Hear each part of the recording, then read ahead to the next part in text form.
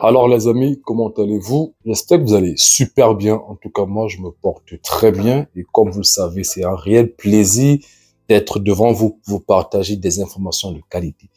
La semaine dernière, nous avons partagé des informations qui ne mettaient pas trop en avant les immigrants. Je parle entre autres tout ce qui est permis de conduire ou encore scandale. Mais depuis 24 heures, j'ai trouvé une information qui ferait plaisir à plus d'entre eux. Qu'est-ce que c'est l'information? C'est tout simplement que le Canada, depuis quelques semaines, a mis sous pied un nouveau programme pilote. C'est quoi ce programme? Simplement, initiative à la communauté francophone accueillante. À quoi sert ce programme? Ce programme, tout simplement, permet l'intégration des immigrants dans les nouvelles provinces, particulièrement dans 14 provinces et 3 territoires, excepté Québec. Maintenant, je sais que la question qui est au bout des lèvres de chacun qui est devant moi, c'est comment appliquer à ce programme. Dans quelques instants, on se retrouve sur mon écran pour vous en dire un petit peu plus. Bon, les amis, là on se retrouve de l'autre côté de mon écran. Donc là on va taper initiative des communautés francophones accueillantes. Donc comme vous voyez là, effectivement, je m'assure que je suis bel et bien sur le site du gouvernement du Canada. Donc vous voyez là, initiative des communautés francophones accueillantes. Vous ne partez nulle part, assurez-vous vraiment de cliquer sur le site du gouvernement du Canada. Fait que là, effectivement, dès qu'on arrive ici, comme je l'ai dit au début de ma vidéo, c'est un programme en fait qui touche 14 communautés et 3 territoires. Donc, voilà les communautés en dessous. Là, on a entre autres région Évangeline qui est entre autres l'île du Prince-Édouard. On a Clare, la ville de Clare dans la Nouvelle-Écosse. On a la région du Haut-Saint-Jean dans le Nouveau-Brunswick. On a Sudbury dans le nord de l'Ontario. On a Hawkesbury dans le nord de l'Ontario-Est. On a Labrador City Washboard dans le territoire Terre-Neuve et Labrador, pardon. On a ensuite Hamilton dans le centre-sud-ouest de l'Ontario.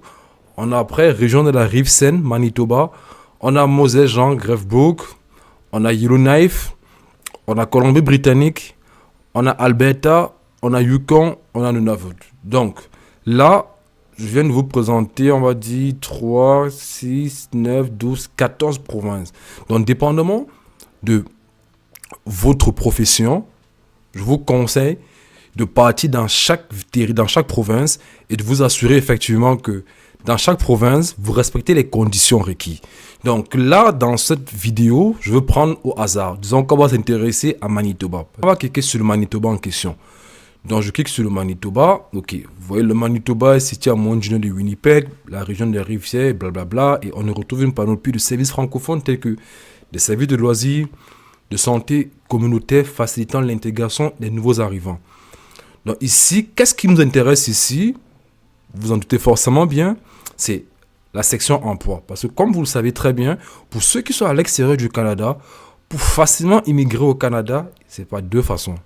Soit par des contrats de travail ou alors par des programmes de résidents permanents. Là, je parle de ceux qui veulent venir soit travailler ou résider. Je ne parle pas des étudiants. Ça, c'est autre chose. Donc là, on parle uniquement de ceux qui veulent venir entrer au Canada en tant que travailleurs ou résidents permanents. Et dans le cas du travail, là, on parle d'emploi. Donc, on va tout simplement cliquer ici. On clique ici. OK. Là, on descend et tout. Vous voyez qu'il y a 58 résultats. Il y a pas mal de métiers préposés à la clientèle, commis, nettoyage de bijoux et tout. On descend. Ce qui nous intéresse ici, par exemple, c'est Canadiens et candidats internationaux. On clique ici. Vous voyez, très important. Vous voyez ici, là par exemple, la dernière offre d'emploi, c'est le 12 décembre.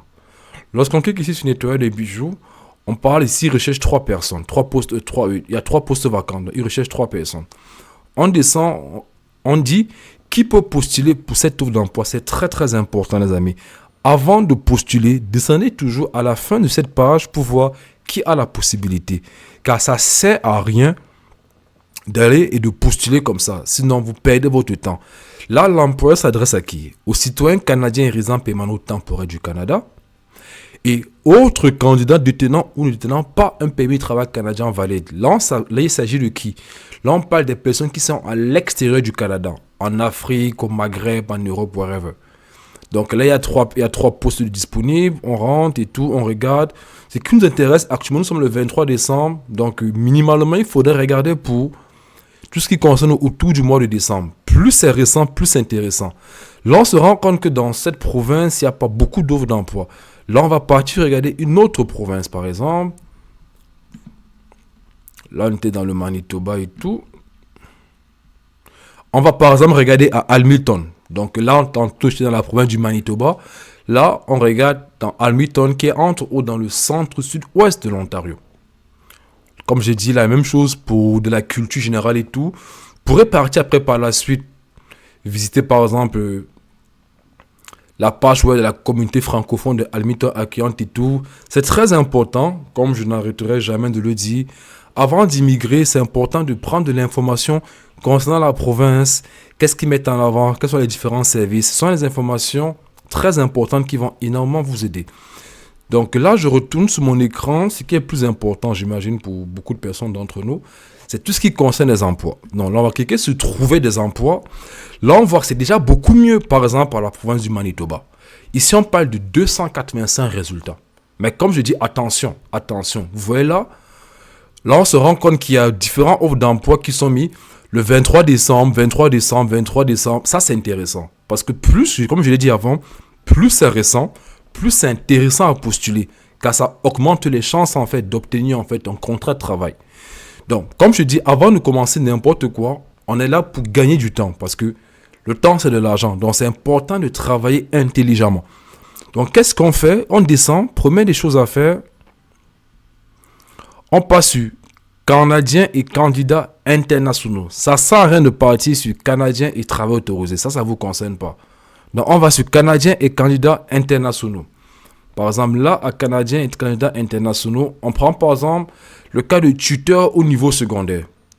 Là, on recherche un poste vacant.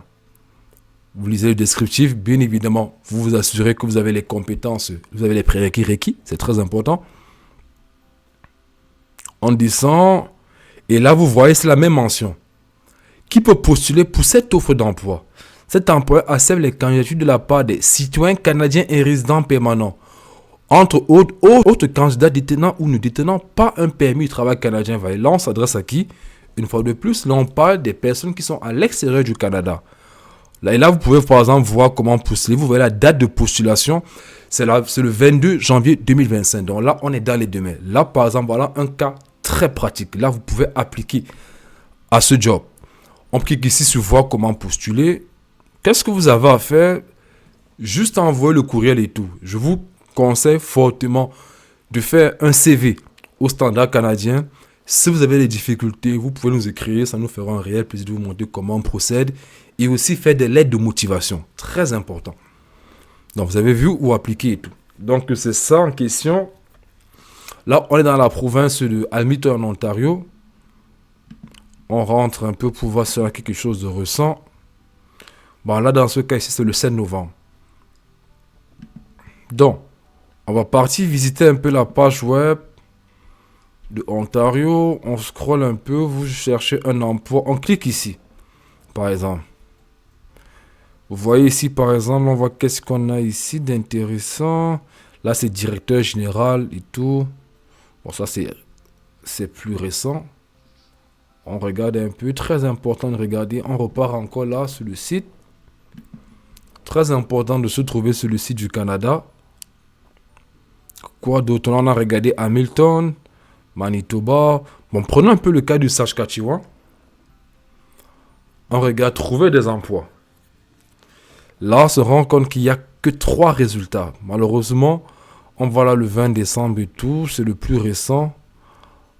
Candidature internationaux, il n'y a rien du tout. Donc, ça ne vaut pas la peine.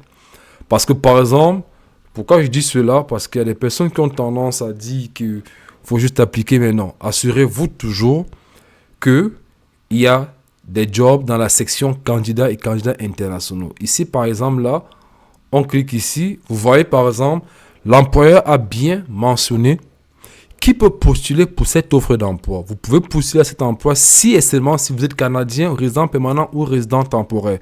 Là, on fait allusion au permis, détenteur de permis de travail post-diplôme.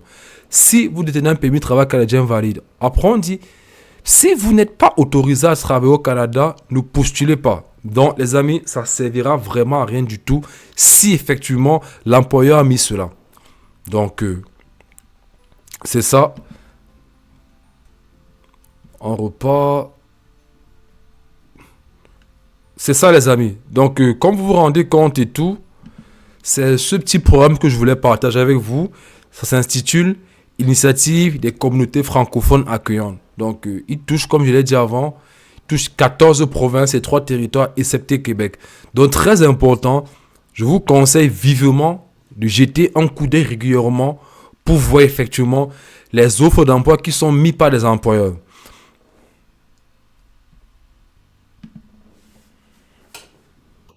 Donc, les amis, comme vous l'avez si bien vu sur mon écran, je vous ai montré comment vous pouvez appliquer pour les différentes offres d'emploi dans le programme pilote intitulé Communauté francophone accueillante. Donc, c'est vraiment très important. C'est une opportunité pour beaucoup de personnes d'entre vous. Donc, prenez la peine de partir régulièrement dans le programme, aller dans chaque province et de voir des offres d'emploi qui sont déposées par les employeurs. Ça, c'est une façon, effectivement, en 2025 qui pourra vous permettre d'immigrer au Canada. Donc, les amis, ça sera tout pour cette vidéo. Si vous avez aimé la vidéo, mon pouce bleu. Si tu as des commentaires à faire, fais-le. Ça me fera un réel plaisir de te répondre. Sur ce, on se dit à une prochaine vidéo de Campus Québec. Ciao.